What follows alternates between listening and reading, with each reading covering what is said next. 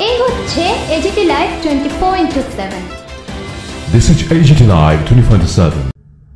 শাসক দলে থাকার পরে কোনো ধরনের সাজোয়া মিছিল করে বা গাড়ি বহরের মাধ্যমে নয়। 16 জুলাই দলের অল্প সংখ্যক নেতাকর্মীদের নিয়ে শাসক দল বিজেপি জয়ের লক্ষ্যকে সামনে রেখে ধলাই জেলা পরিষদের 9টি আসনে মনোনয়ন জমা করেন। জেলা পরিষদের 9 প্রার্থীর সাথে উপস্থিত ছিলেন শাসক দলের ধলাই জেলা কমিটির সভাপতি পতিরাম ত্রিপুরা, জনজাতি মোর্চার রাজ্য সভাপতি তথা 47 আমবাসা বিধানসভার প্রাক্তন বিধায়ক পরিমল দেববর্মা, জেলা কমিটির সাধারণ সম্পাদক গোপাল সূত্রধর সহ সহসভাপতি শঙ্কর চক্রবর্তী প্রমুখ।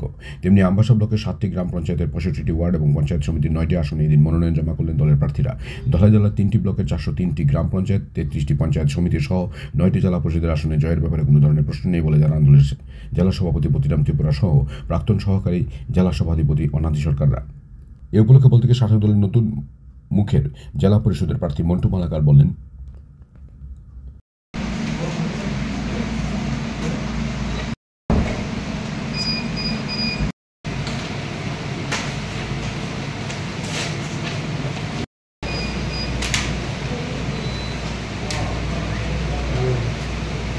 বাংলাতে না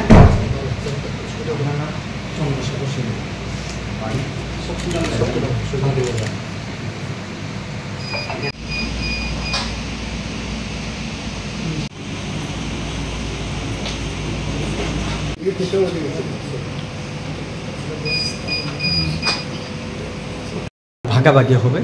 পঞ্চায়েত গ্রাম পঞ্চায়েত একরকম, আর লোকসভা নির্বাচন বিধানসভা নির্বাচন আলাদা। পঞ্চায়েত অনেকটা প্রার্থীর উপর নির্ভর করে, দলকে ভালোবাসে কিন্তু প্রার্থীকে অনেকে হয়তো পছন্দ হয়নি, তার জন্য হয়তো ভোটের পার্সেন্টেজ বাড়তেও পারে কমতেও পারে। 30 মধ্যে আজকে গ্রাম পঞ্চায়েত আগামী 30 পঞ্চায়েতে কি কি নমিনেশন দাখিল করতে যাচ্ছেন?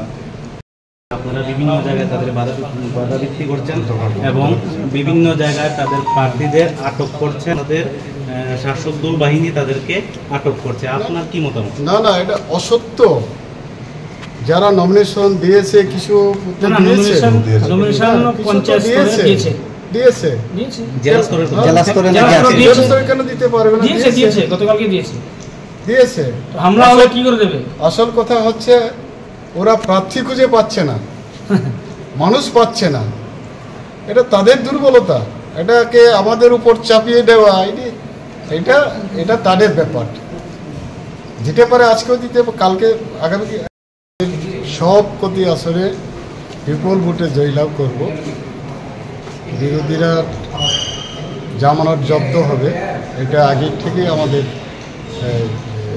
আমরা বুঝতে পারছি যে বিরোধীরা এখনও তাদের নমিনেশন জমা দিতে পারেনি, বা দিতে পারবে কি না জানি না। আগামী 18 তারিখ পর্যন্ত টাইম আছে।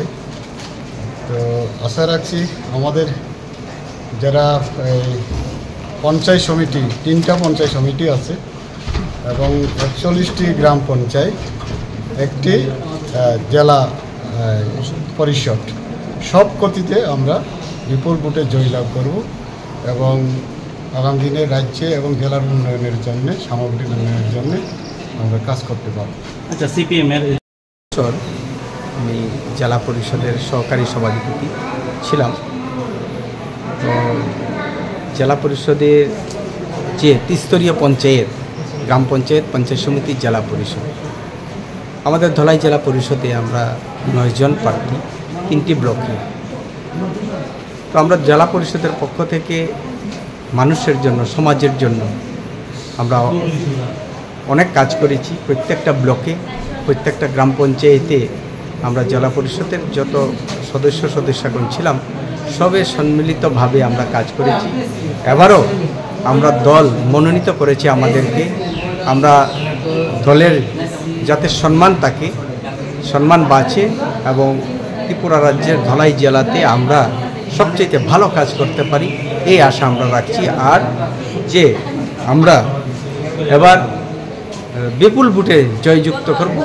বিরোধীরা আমাদের যে অপোজিশন পার্টি, ওনারা প্রার্থী দিয়েছেন, তো ওনাদের সঙ্গে আমাদের যে নির্বাচনে আমরা প্রতিদ্বন্দ্বিতা করব, ওনাদের জামানত জব্দ হবে, আমরা বিপুল ভোটে জয়লাভ করব।